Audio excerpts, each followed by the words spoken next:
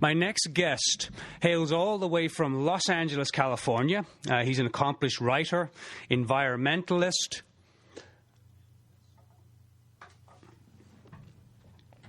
speaker, activist, humanitarian. He's the founder of the Earthways Foundation in 1985. That was created. And they initiate and fund projects to protect wilderness around the globe and threatened indigenous communities. Andrew graduated from Duke, so he's a smart guy, and has an MBA degree from Wharton, that's in Pennsylvania, and written 2 books with a 3rd book on the way called The New Creation Story. His current focus is on conscious activism, which we're going to be talking about in the show today. Who are we as a species? Where are we going? We stand on the crossroads at the moment of the very epoch of life itself. And a lot of people are asking, where do we go from here? Now, this and more will be discussed in the show today. So please put your hands together and give a warm welcome to Mr. Andrew Beath. Andrew, are you there? Okay, hi Dermot, I'm here. All right, let me just put this phone down here, and we are good to go. Andrew, how are you, sir?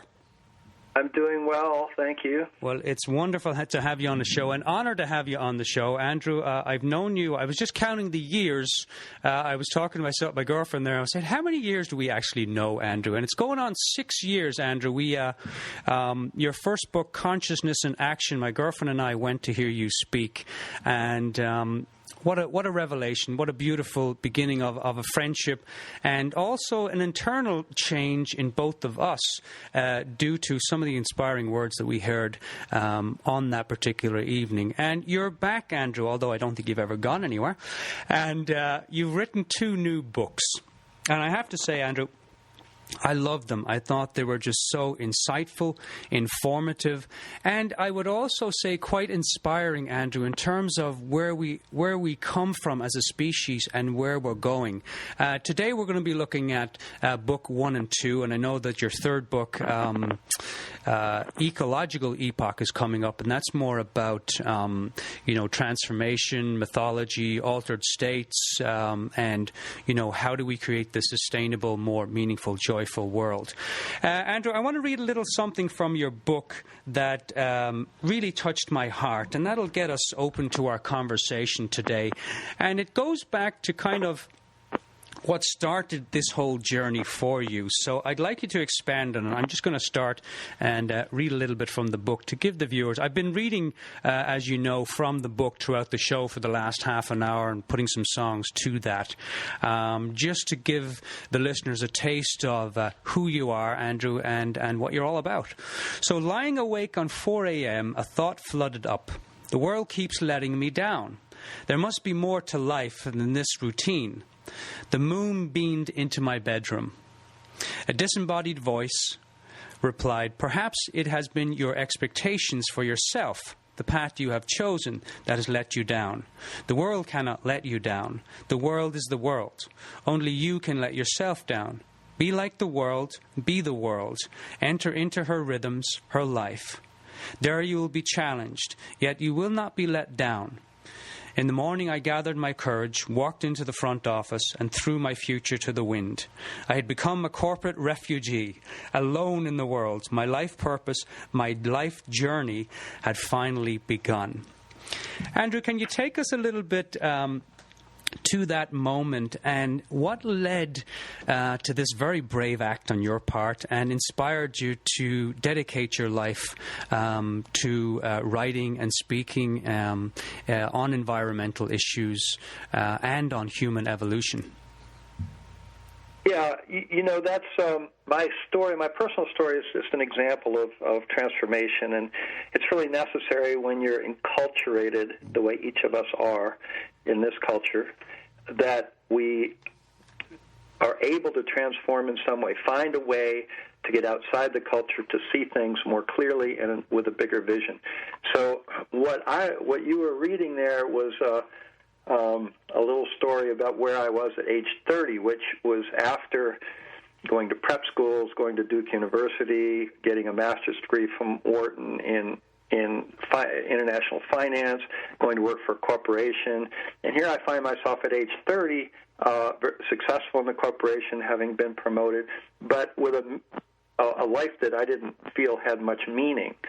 So here I was, a successful businessman, you would call it, at a young age, making good money. I had bought a house already, and yet I felt like there was more to life than that, and I had to find out what that was. So then the description you read is me quitting my corporate job and just saying, hey, I don't know what's out there, but I'm going to go look and try to find out.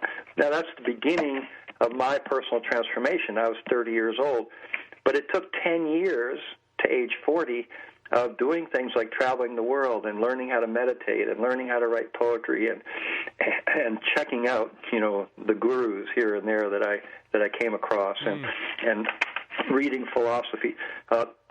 10 years of that before, at age 40, I feel like I was a different person and was able to enter back into society in what I consider to be a useful way of service, as opposed to a more predatory way, which is what the corporate world was all about in my experience of it. Mm. And I know you did a lot of traveling, and you talked a little bit about meeting some gurus. And, of course, at this point in time, there seems to be a real explosion of gurus and spiritual leaders and, quite a few kind of misleading gurus and teachers out there. For yourself, Andrew, how did you know...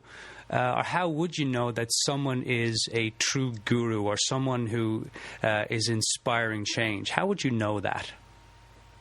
Well, you say no, K-N-O-W, and really, I didn't feel like following any gurus. I felt like trying to find out what each guru, which means teacher, in Hindu, it's from the Hindu tradition as a teacher, what each of these known world teachers had to say. Some of them had good messages because they understood the information, but personally they weren't able to live up to other things they were talking about. So we have a lot of examples of sexual misconduct and that sort of thing with various gurus. But here's the point. There were some wonderful ones that you can maybe not know, K-N-O-W, but you can feel that they are attuned to a deeper message, a deeper sense of the nature of reality than number one, the normal person, and number two, other gurus that aren't necessarily, some of them are in it to make money. So people like Thich Nhat Hanh, who's still teaching in France, the Dalai Lama, I met the Dalai Lama. I was able to spend some time with Thich Nhat Hanh and others. So there are some really wonderful teachers. And I wasn't there to become a student. I was there to learn, to listen to what they had to say, what their perspective was, to take it as a piece of the bigger puzzle and add it to all the other perspectives that I was able to come upon over this long period of transition. Yeah, because I know out there, Andrew, at the moment, there's a lot of people looking for answers. We're in a time of great unrest and great transition as a community and as a planet.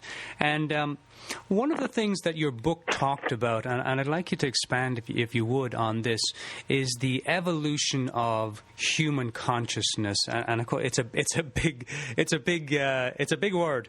And this idea of natural harmony. Can you talk a little bit about what is natural harmony, and what are you talking about when you're talking about the evolution of the human consciousness? First let me say something about looking for answers. That's what these three books are about, the new creation story. And with the subtitle is Spirit, Eros, and Climate Chaos. So understanding, deepening the meaning of life has to include the sacred nature of the gift of life. It also has to include everything we know about the world today, philosophy, science, anthropology, psychology. All those things are part of the puzzle, everything that we've come to know to the present time. Now, with that as a context, natural harmony, it has a technical definition in my work, which I've created. See if I can remember it in detail. Natural harmony I defined as the mutually beneficial reciprocity woven into the web of life that has allowed life on Earth to endure and evolve over billions of years. So that first phrase, the mutually beneficial reciprocity, it's how everything works together, how each life form supports the other, and how finding that relationship for yourself with nature, with other human beings, with animals, with plants, with mountains, is coming in alignment with what I call natural harmony. And that's the way to gain this wisdom that I'm referring to. So answers come to you not by someone saying what they are, but by listening to what people have to say, including the things that are in these 3 books, the New Creation Story, and then going out and finding some experiences, hopefully with a guide that can show you yourself what the right direction for your own path is. So the books are guiding you to do that. The books are creating a context, saying where we came from, our circumstance, what we've, as a species, created in our current dilemma of especially the climate chaos aspect, how we know how to fix what we've created, but questioning whether we have the will to make those fixes. So the information's there. It's a way of orienting ourselves on a stable foundation so that we can start seeing the world in a way that can give our own lives more meaning, more depth, more spirit, and more appreciation of science. Mm.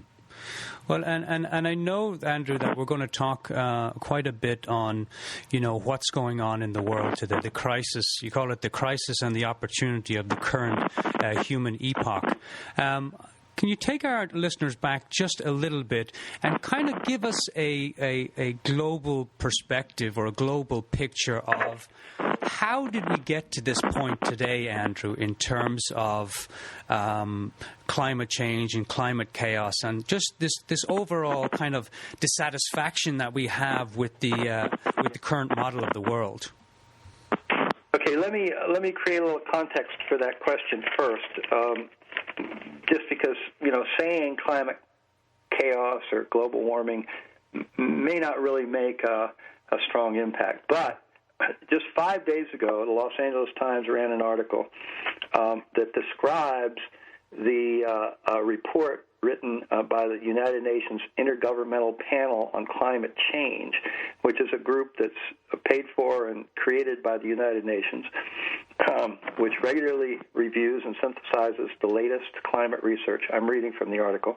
The report says that there are more heat-trapping gases in the atmosphere than at any time in the last 800,000 years, and that most of them came from the combustion of fossil fuels since the advent of widespread industrialization in the late 1800s. The effect of global warming are already being felt in rising sea levels, ocean acidification, and more extreme weathered events, especially heat waves and droughts, which have begun to affect crop yields and water availability. The world runs the risk of consequences so grave that they are irreversible and cannot be adapted to. Warming by the end of the 21st century will lead to very high risk of severe, widespread, and irreversible impacts globally, the report says. Some fear countries will not make the kinds of reductions needed to keep the average global temperature from rising beyond 2 degrees on the Celsius scale, which is 3.6 degrees on the Fahrenheit scale, from pre-industrial levels. The 2 degrees Celsius threshold is the point beyond which scientists estimate certain catastrophic, irreversible changes would occur. So this is 5 days old, this article. So why is it that we're not making this as a society, as a culture, our politicians, our businessmen? Why aren't we making this a priority? That's the overriding context of what the New Creation Story is about. And the answer to that is that we're stuck in a worldview, a framework, a paradigm, a way of an attitude, a way of seeing, of believing that the nature of reality is one thing when it's something different and bigger and more important than what we understand. We've got ourselves in a bind. How did that happen? It happened because the evolution of human consciousness, first of all, let's go back 200,000 years. That's the beginning of modern humans. We call that Homo sapiens. Now, there was a 7 million period of time before that where we were developing into various forms. First, animal evolution. That's when we separated from the other primates 7 million years ago. So various animal evolutions, and then we came to what we call hominid periods, millions of years ago, of which Lucy is the most famous example. She's from about 3.2 million years ago, if I remember correctly. And then we progress through various other hominid species up to 200,000 years ago when we become modern. That is Homo sapien, which means wise humans. Now, at that point, why is that a point of demarcation? Because that's when our brain size was the same as it is now, and our anatomy was the same as it is now. So we were capable mentally and physically of doing everything we do now. But it took 200,000 years to evolve more understanding, which and a culture and a repository of information that got passed from generation to generation to become smart enough to then start having the intellectual capabilities that we now have that led to the cultural, the Renaissance, the Industrial Revolution, first the Scientific Revolution, then the Industrial Revolution, then all the inventions that we've created, and then that gets us up to where your question starts. Why have we gotten to the point where we've gotten? I delineate 10 different phases of the evolution of human consciousness, starting at 200,000 years ago. The ninth phase is called the scientific epoch, and the scientific epoch of the last 400 years is what controls our society. It controls our outlook. It controls our priorities, what we worship, what we consider the most important, which is what? Production, consumption, and economics, and incomes. That's what we've made the most important thing. Prior to that, we had the philosophical era, epoch, which I designate as starting about 2,600 years ago with the world philosophers, including Confucius and Lao Tzu and others, and then 2,000 years ago, of course, Jesus, and somewhat after that, Muhammad. And then that philosophical epoch includes Plato and Socrates, Aristotle.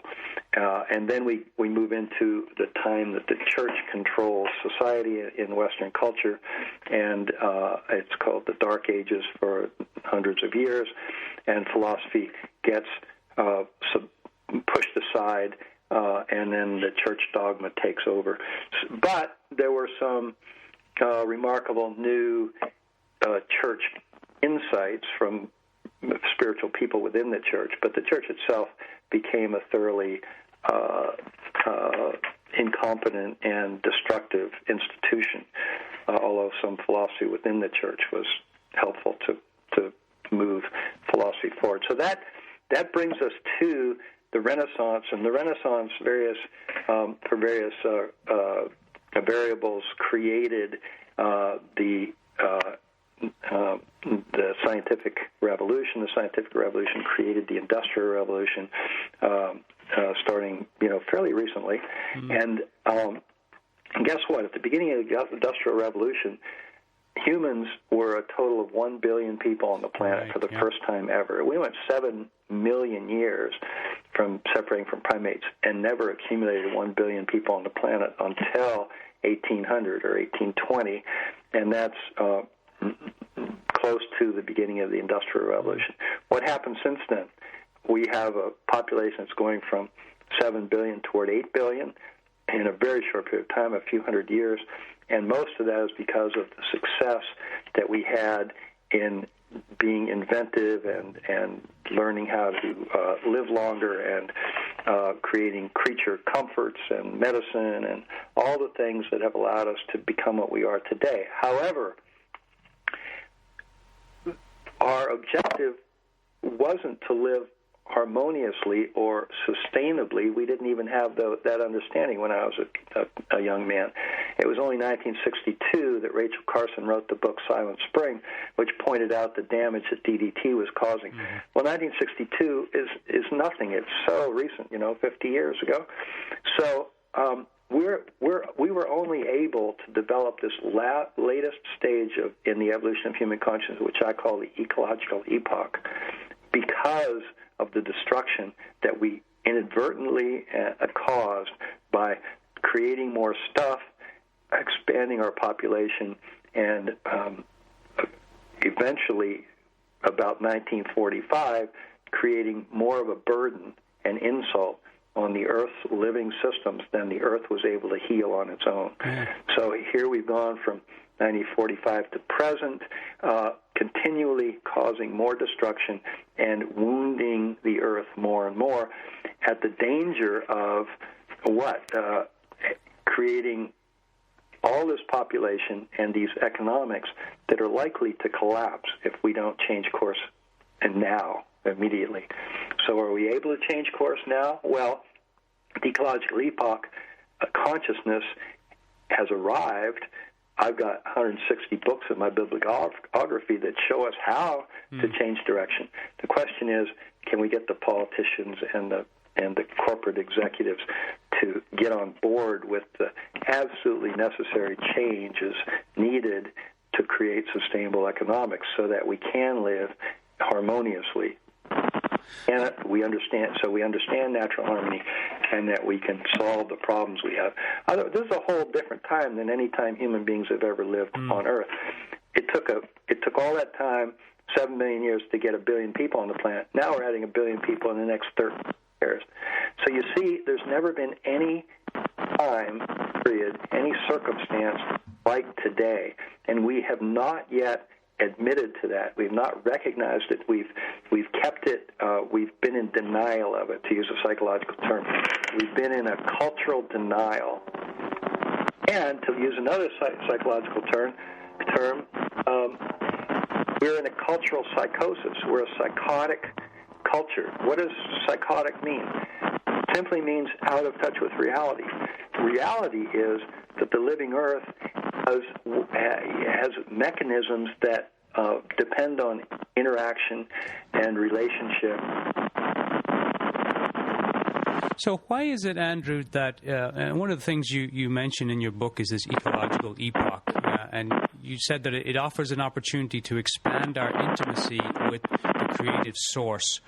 Why is it that we have strayed so far from the creative source, God, spirituality, whatever you like to call it, and we've gone in the direction of mass consumerism? What's the motivation behind that? What happened to us as a species that has really caused that? There isn't anything bad or wrong or evil about how that occurred. That occurred because the evolution of consciousness allowed us to be so creative and so constructive and inventive. Now, it's natural for any animal, any species, any evolutionary form of that species to utilize the gifts that they come upon that have come to them through the natural processes. And all these things, this inventiveness, this philosophy, this creativity, this scientific ability helped humans provide for themselves in ways that were more comfortable and helped them have more children and helped them expand their population. See, up until now, it's all a natural but unconscious process, and it's one step follows the other. And until you realize, until you have the the reflective understanding that, oh, this isn't working, then up until then, it's absolutely natural. It's ignorant, it's naive, but it's absolutely natural. It's what we're of the planet. We're an living experiment of the planet. We're unfolding the way planetary consciousness unfolds. We have to be a vessel for a consciousness, and we are coming closer to understanding creative source, to understanding the nature of reality than we ever have before. But in that closeness, in that scientific epoch, which I feel is taken over by the ecological epoch at about the year 2000, that way of thinking became outmoded. It became necessary to change, but the change only occurred because we came to realize a different relationship with the living earth than we had ever realized before because of the destruction. So if it hadn't been for the destruction, we wouldn't have moved into this greater understanding. Now we're into that greater understanding. Can we reverse the destruction in time to not go through a huge, traumatic, chaotic circumstance for our children? That's really the issue. Right. So there's no judgment. It's not good or bad. It's a process. It's a planetary unfolding. It's consciousness itself. If it was a bad experiment, which there have been many, nature's had many failed experiments. I'm going to take back the word bad. I'm going to say failed experiments. We might be a failed experiment, but there's plenty of time for another species to come forward over the next 7 billion years, or even 200,000 years, right, and take our place as the vessel for this evolution of consciousness. And of course, even throwing it out there, Andrew, there is no such thing as failure, only feedback. Yeah.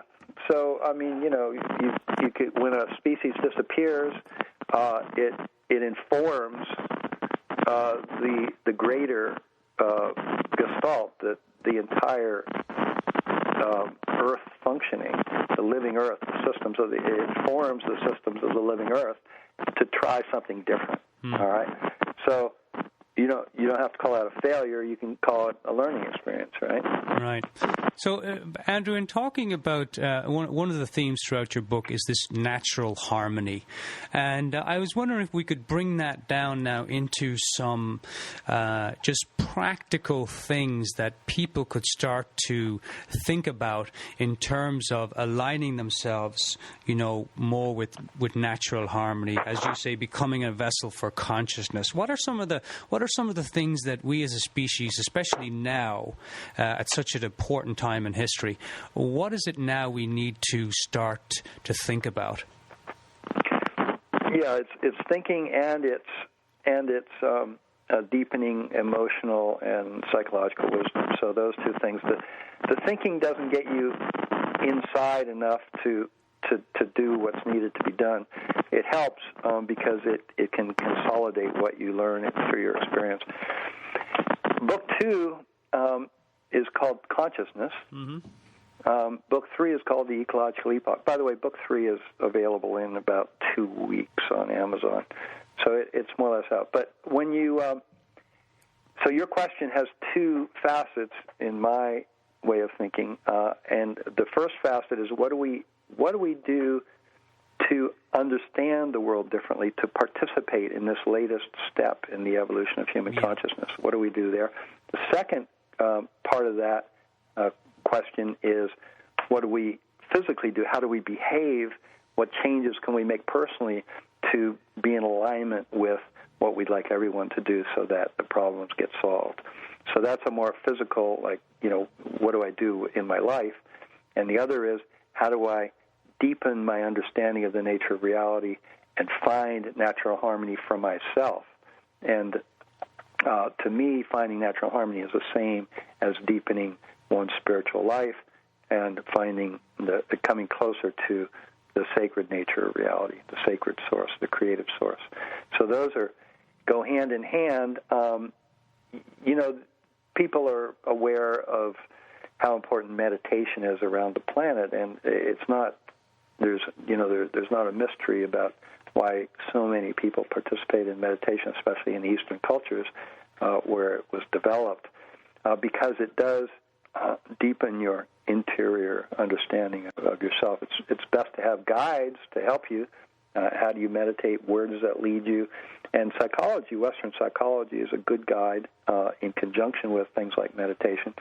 But I call the techniques, including meditation, I call them liberation pathways. And there are many mentioned in Book 2. Meditation is a prime example. But there's also,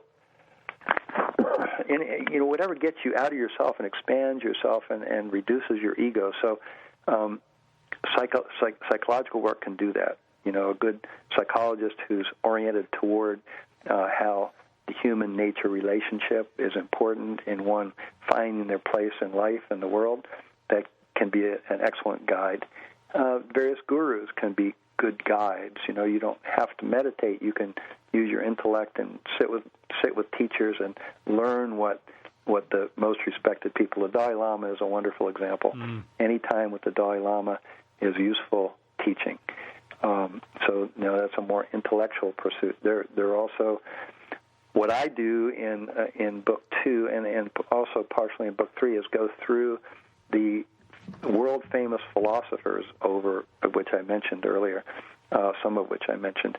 And, I probably have 30 of them that are consistent with my understanding of the evolution of human consciousness and with ecological epoch consciousness. It came out of a long tradition of philosophy. Now, those 30 philosophers are 30 out of 300, famous philosophers. So it's not all philosophy agrees with this, but it does give us a historical context to work toward.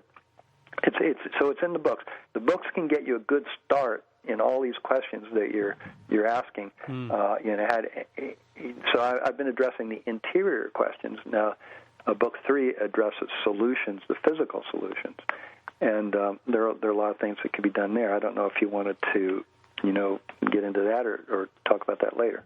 Yeah, absolutely. One of the things in your book, Andrew, that is another theme in there is you talk about spirituality, and you talk about matter being spiritual. And there's a little excerpt here that I read earlier. I'd like to read it again and get your view on it. It's all imbued with spirit. Matter is spiritual. We are mistaken to think that the sacred is about human activity. It is this, but is also much more pervasive. Really realizing this, we see the world differently, and our actions reflect our new understandings. Science has been about matter. Religion has been about spirit. There had been no common ground until recently. When we get that matter is imbued with spirit, these disciplines become more reconciled, and we perceive Earth's sacred nature. How is that important to us to understand in terms of what's going on in the world today, Andrew? Well, that's the key to moving from the scientific, particle-based thing, material-based way of seeing the world into a combination, the next step in consciousness, which is the ecological epoch, has spirit and matter, energy and matter, the interchangeability of energy and matter and spirit and creative source as part of one gestalt. So and to me that is a larger, expanded way of viewing the nature of reality and one's life and one's physical universe, one's everyday life and participation. So we need that broader understanding, which is part of the evolution of human consciousness, out of the scientific into the ecological epoch. By the way, it doesn't leave the scientific behind. It incorporates everything we know about science, but it incorporates especially the new science that's telling us, like the Higgs boson and the Higgs field, which are now acceptable, credible scientific philosophy, and proven that spirit, sacred matter, and spirit and energy are one thing, and so that's the essence of the ecological epoch outlook. And if we can get there, then we appreciate the matter in a different way. We appreciate the animals, the trees, the mountains, and the life processes that go on with the planet in a different way. And then we start treating the planet differently because we care about it. It becomes part, we understand that we're part of it and we came from it. But for someone, Andrew, who, let's say, has doesn't meditate and doesn't have a teacher or a guru, and definitely that doesn't matter in terms of reading your books. But let's say just for those who have not read your book, what are some practical ways? You talk about science providing the information and spirituality provides meaning. And in terms of, it seems to me that a lot of people in the world at the moment are looking, the consumerism, I think, at some point is just, I think we're just so, consumerism, for me, is getting to the point where it's just going to be done, where we're just going to be so maxed out in terms of buying stuff. And, hopefully we're going to start moving into this ecological epoch of moving towards more spirituality, because we're looking for meaning in our lives. So for someone who doesn't have a teacher or maybe even a meditation practice, what would be some advice that you would give them to kind of start them down that road so that they can be part of this change, part of the solution and not the problem? Well, you do have to decide on some experiences that will help you deepen. Okay, so I mentioned meditation. I mentioned finding a teacher. Mm-hmm. There are others. A lot of people are become nature lovers by being out in nature. So if you're a city person and you're not used to being in nature, get with some people that go out into nature and see how they appreciate what's there and try to open to that. Mostly personal growth is about expanding your own sense of appreciation and intimacy.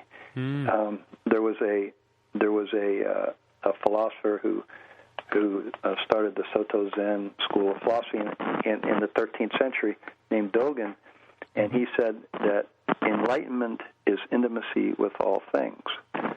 Now, we don't ever reach enlightenment, but the more intimate we become, then the more advanced we are toward creative source, which is what enlightenment is about.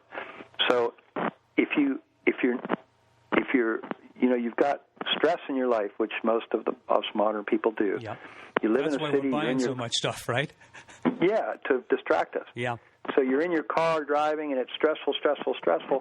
You got to find some alternatives to show that there's a bigger experience of life out there to give life more meaning. So go into nature, for example. The Sufis do whirling dances. Yes, the whirling dervishes. The whirling dervishes. Yeah. So that is a spiritual experience. It's a type of meditation, but it's not sitting with your legs crossed. It's moving. But what it does is it takes you out of that stress of your body and lets you visualize the world in different ways. What you need to do is escape the everyday stressful life and find an opening, an expanded nature within yourself that you can then take a look at the world through a different prism.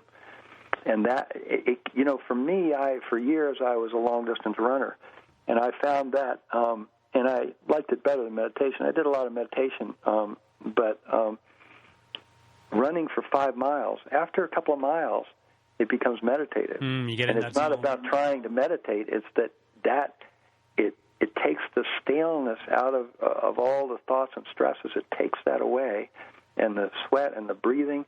All of a sudden, you stop running, you look up, and you see, there's a beautiful ocean, or there's birds singing, or there's stuff that you never noticed when you first get out and started, the first mile of your run.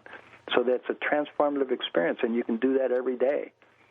You can go out into nature. You can do some dancing that's similar to whirling dervishes, where you're using that movement to take you into a different psychological space. You can work with a psychologist who knows about these things. You can find a teacher. You can learn meditation there. So there are many, many ways. Even, they're guided. Almost all indigenous people had shamans who used whatever natural plants they found that would give their people a broader insight. So Native Americans used peyote, for example, and they were the spiritual. It was like going to church when you would have a spiritual experience of peyote with a shaman as a guide. But you can't just go off and do peyote, which is psychoactive, substance, plant medicine. You can't just go off and do that by yourself and think that that's going to be what you need. You need a guide, especially at the beginning. And that's the same as having a teacher or guru as a guide at the beginning. And again, my method was not to adopt what I heard. It was to take that as a piece of a bigger puzzle and see if it fit in to my life experiences. And some teaching did and some didn't. Keep the stuff that seemed right to me because I proved it through my experience. So this is the personal growth part. And once you've done enough of that, then you automatically intellectually see the world differently. You see how nature affects humans, how humans affect nature, and how that cycle is critical to us solving the major challenges that we have today. Okay, wonderful. When we come back, Andrew, we're going to take a little break here, just above the top of the hour, and we're going to be right back in about 3 minutes. And we're going to dedicate the next song to you, Andrew, and to your work. And so please stay tuned, dear listeners. We'll be right back with Andrew Beath. You're listening to KOWS 107.3 in Occidental, California, community radio for West Sonoma County. Okay, first, one of our cultural mythological, outmoded ways of seeing the world is that God does things like step in. Right. God doesn't do things like God, step in. We don't. We're not smart enough. Our brains aren't big enough, and maybe they will be in a million years, but they're not now to understand anything about what God really is or what the creative source. Creative source is a mystery. It's a sacred mystery. Now, we understand a lot, and the Big Bang is where we start with our current mythology. But what was before the Big Bang? That before the Big Bang is still the creative source moment, or you could call it the God moment, Great Spirit, whatever your tradition is that has a name for God. So we're never going to explain that. We don't even try to explain it. We sort of pretend it doesn't exist, that moment before the Big Bang, and then we let our science explain everything since the Big Bang. and then we pretend that, there wasn't something mysterious before that. So God doesn't step in. The universe unfolds, and the universe is an unfolding, flowing process, and the Earth is part of that unfolding, and it's occurring on other planets, in other galaxies, all over. It's an unfolding. It's our little corner of unfolding, and we're an experiment of the cosmos, and we're an experiment of the Earth. But as far as we know, the Earth, our current science is telling us that the Earth has created all these life forms. Life only started 3.8 billion years ago, which was almost a billion years into after the planet was created. So from that time onward, we've complexified. We've become more complex all the way through biologically, and now consciousness evolution as well has become more complex. And the Earth is doing this. We're not doing it. The Earth is doing it. The Earth, from little cells, from bacteria into cells, to mitochondria, to chlorophyll, to trees, to the beginning of mammals, to dinosaurs, to humans. This is an unfolding process of the Earth itself. In that respect, Earth is God. Earth is the creative source for everything we know. So it's not about us changing the Earth or doing anything to Earth. It's more about us getting into an alignment with this natural harmony that the Earth is. Exactly. Once you there? Yep. Once we get in alignment with natural harmony, with what the Earth really is, the Earth as our creator, the Earth as our God, and be in touch with what the earth is about and the intimacies and the interrelationships involved, then we come close to spirit, because the earth, what the earth has manifest over 3.8 billion years is the sacred nature of creativity. So that can be called, that's as close as we can come to God. We can experience all the manifestations of the living earth and evolution and the complexification of evolution of consciousness, not just human consciousness, but consciousness in general, and we can tap into that wisdom and use that to align, as you said, with the living earth. And that's the next step that will deepen our personal lives, make them more meaningful, and also, if we can live in a manner with that understanding, we will gracefully transform sustainable society and culture and a world species. One of the things I love, Andrew, and we're gonna wrap it up here in about 5 minutes, and I want you to stay in, because I'm going to ask you to answer. Every week when I have a guest come on the show, I ask them the 3 questions, and I'm going to ask you in just a minute.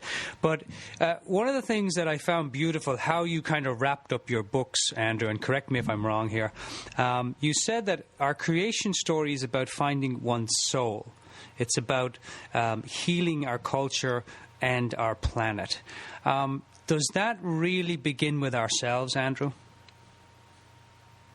Well, given that the human species is the one that is the element that is creating the withering of the planet, and the human species can only be changed, one individual at a time, and then yes, it begins with us. And once we have a new understanding and insight, then we can transfer that to our friends, our family, and it changes because it's real, it's authentic, and it's more meaningful, and it has depth, and it's a better connection to what reality really is. It will travel from one individual to another fairly easily. There are resistant people, but there are always people on the edge, on the perimeter, that are ready to hear this information. And we don't need 51% of the 7 billion people to agree to what we're saying here in order to make change and sustainable. We probably need 1% or 2% at most. Now, that's still a lot of people, and it's a lot of work to be done. But after we get to that critical mass, it'll be an automatic adjustment for everyone. Well, I'm definitely, I'm very hopeful, Andrew. Andrew, let's jump in here now, and I know your time is valuable, and I want to honor it, and ask you the 3 questions. Now, the first one is, let's go. Just take a moment and let's go to the very end of your life, Andrew, and you're sitting up on your bed and you've had a fantastic, incredible, very conscious and very active life, and you're sitting up on your bed and you're just about to go and meet Spirit, Creator, whatever you want to call him, Bob, and your kids walk in the door and they say, "Hey, Dad, before you go, will you give us 3 little pieces of advice that we can take for our own lives?" What would you say to them, Andrew? Okay, is this 3 questions or 1, since you have 3? That's the first question. Okay, the first question 3 is parts. Okay, well, you'd start with try to be kinder. In everything you do, be a little kinder all the time as a way of gaining enlightenment yourself. Kindness is about love, how you behave from a loving place. Second thing I would say is that meaning comes from intimacy, and it might start with your most beloved person, or your sister, or your mother, or your closest family member. But as you expand your intimacy as much as possible, then you bring into your life more meaning. And intimacy can mean a lot of things. It's really understanding the other and compassion for the other, whether it's a person, animal, a tree. The third thing would maybe be look out for each other. Care for whoever and whatever you're capable of caring for and serving. Then do that, because that expands your life too. It gives apart. It gives meaning. Instead of taking from, you can give to. You can't do that. You can't do that more than your capacity to do it, because if you try that, then you drain yourself. So you build capacity by expanding your own self, and then you use that capacity to care for others. Beautiful. Let's say you say goodbye, Andrew, and you're heading on upstairs, wherever that might be, and somebody says to you, "Oh, Andrew, what do you want to have on your tombstone?" What's one line that would encapsulate the best of your life, Andrew, on your tombstone?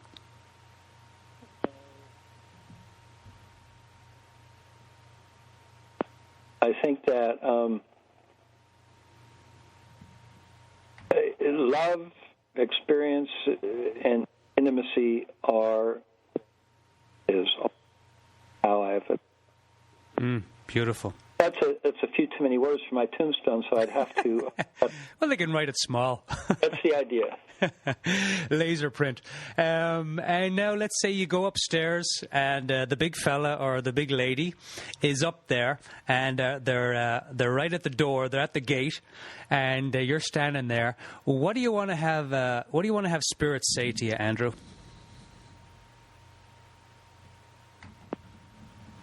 What would Spirit say to me? What would you like Spirit to say to you?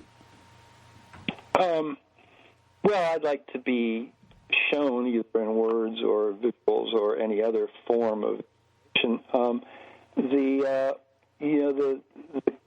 connection of everything that exists, and what is the creative source? What is God? How did we all come together in this way? We don't know that. That's the mystery that humans aren't capable of understanding yet. So maybe,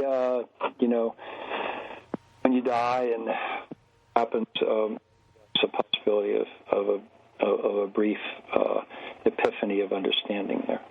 Beautiful. Andrew, where can the New Creation Story, Spirit, Eros, and Climate Change, by a trilogy by Andrew Beath, where can we get your books, Andrew? Easiest thing is to order it on Amazon. Amazon, yeah. Just go to the book section and put the name in, the New Creation Story, or my name, Andrew Beath. But the books have their own website, too, so you can order it through the website. Plus, it gives more of an introduction. Amazon has some pretty good introduction. They've got good material there. Yeah.